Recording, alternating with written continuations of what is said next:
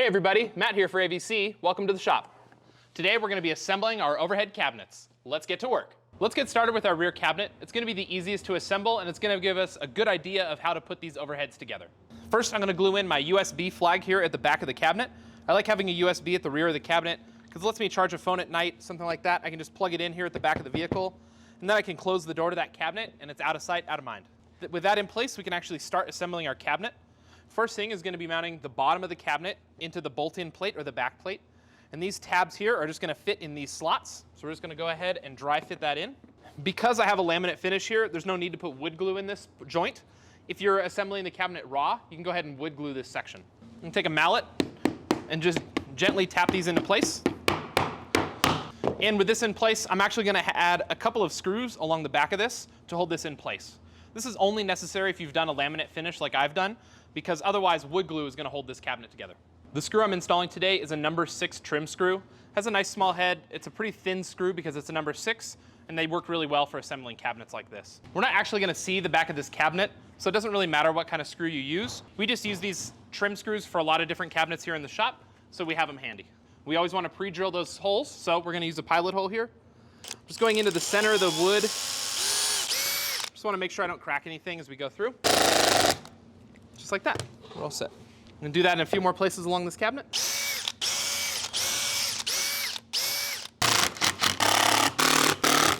Beautiful. With those screws in place, we're ready to start gluing this cabinet together. I'm going to start with one of my side plates. I'm going to add glue to the bottom edge here and this little pocket.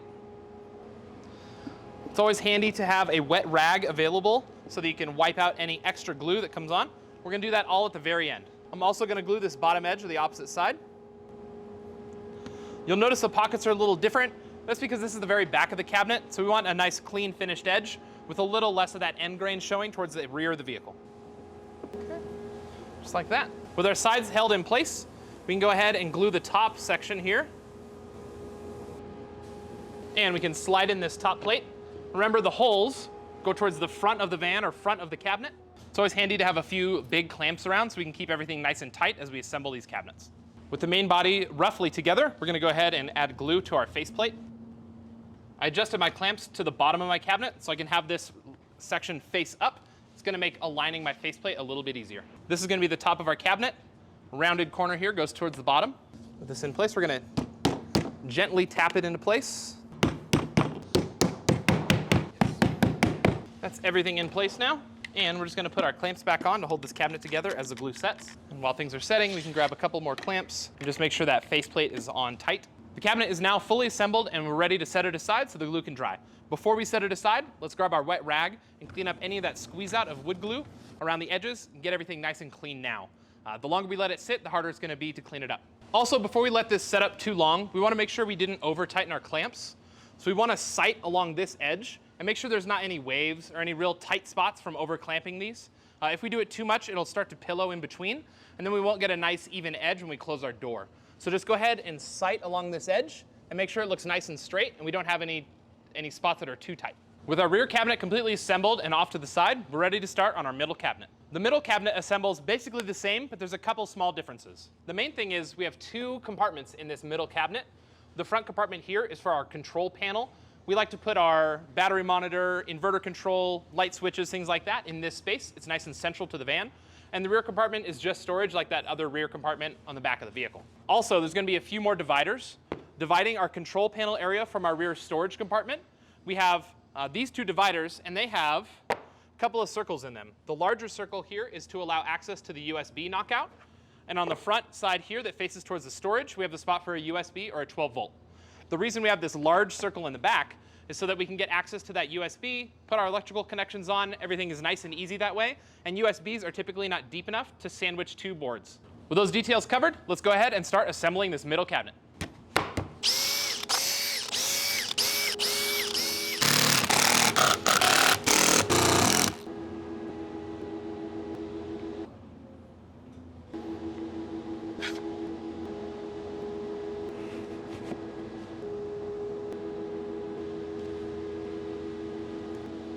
Now we're going to pull this one off, tip our cabinet towards us again.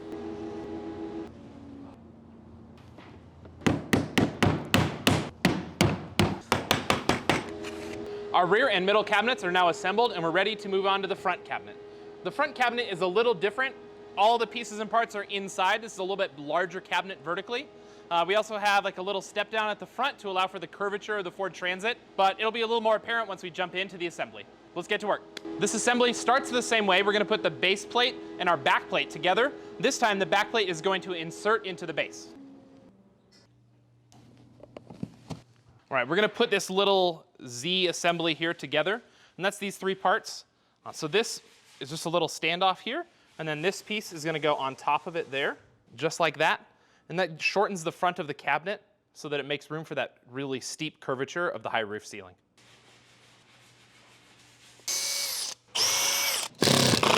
So now I'm going to glue my top plate into my faceplate first before I slide the rest of the cabinet on. This can be a tough little piece to register in place, so it just makes everything slide together easier.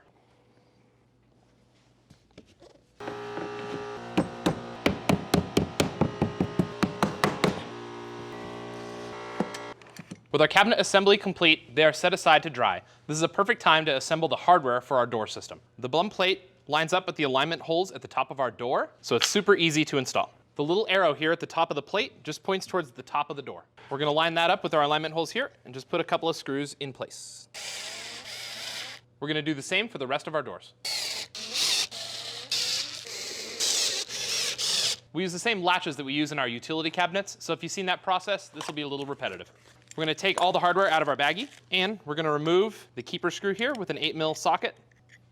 We can set these aside and insert our cabinet latch. Just like that. We're going to take the keeper plate on the back and that part that we removed from the top of the cabinet and install it here to keep the latch in place. The thickness here is just right to grab the front of the cabinet, but you can put this screw in from the back side if you want to add a little bit of extra tension in the future. This door is now ready to install. With our doors set up, we're ready to install the lifting hinges inside of our cabinets. There's two little alignment pins on the side of the hinge here, and those are going to line up with the holes inside of our cabinet, so it makes alignment super easy. So just go ahead and find those holes, locks in place. We're going to insert the hardware through these here, and we'll just set them in place with a screw gun. We'll repeat the same process for the rest of the hinges in all the cabinets. With our hinges in place, we can just go ahead and set our door. The way that works is we're going to align these two pins on the inside of the hinge here and there, and then we just simply tip it into place, and it's going to click, and it's installed. The last step before we install these covers on our hinges is going to be set the tension for our door. Now, on the rear cabinet, this door is pretty small, so there's plenty of tension to hold the door in place. But on the front cabinet, or if you happen to add something to this door, you're going to want to increase the tension, which is just that lifting power for the door. The way we do that is using a Phillips driver and increasing tension on this right here. It's going to tension the spring inside this hinge. It's going to add more lifting power to the door. Right now, the tension is just fine, so we're not going to mess with it, but we are going to install this cover to complete the install.